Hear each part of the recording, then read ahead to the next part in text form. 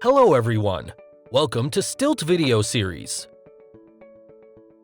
If you are an international student studying in the US on an F1 visa, you might be considering working in the US on a more permanent basis.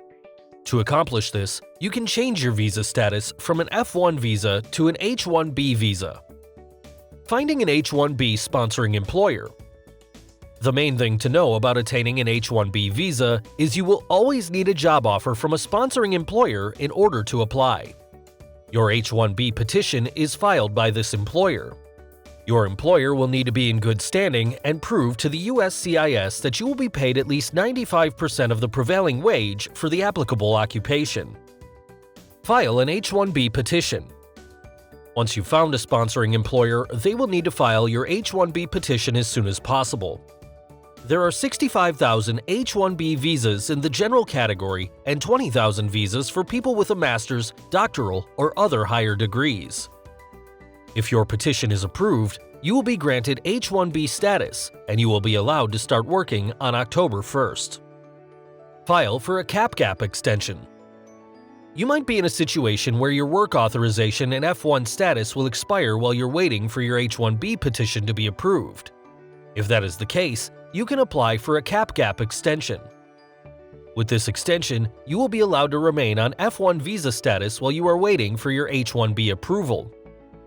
If you don't qualify for the CAP extension, but your F1 status expires before October 1st, you will need to leave the US and apply for an H1B visa at a consulate in your home country. File a labor condition application.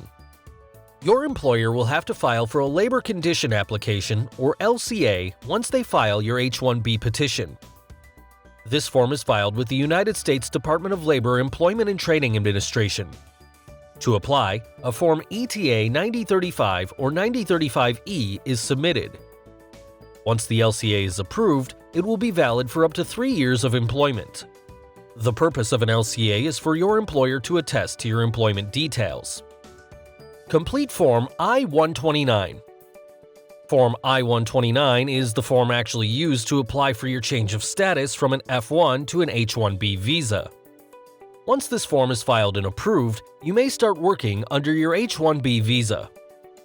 Submit required documents.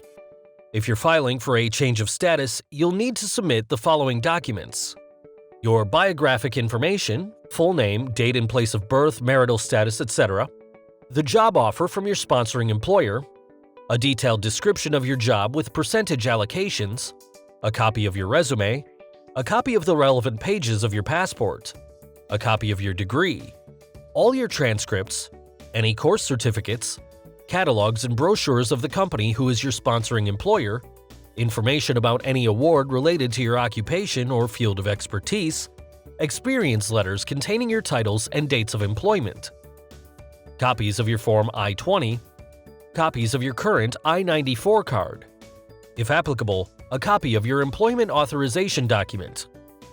Cost of filing for an H-1B visa. Most of the costs will be covered by your sponsoring employer. Which fees your employer will have to pay will depend on the size of the company and other factors. Base filing fee, $460, paid by all employers. AICWA fee, $750, 1 to 25, or $1,500, 26 or more full-time employees. Fraud prevention and detection fee, $500, only applies to new H-1B. Fee based on Public Law 114-113, $4,000. Your employer must pay this fee if 50 or more employees and more than 50% of its employees are H-1B or L-1 visa holders. Premium processing fee, $1,225. Optional fee to have your petition processed within 15 calendar days. Immigration attorney fee, variable. Once you've got that job offer, make sure your employer files your H-1B petition in time so you stand a better chance of being approved for H-1B status.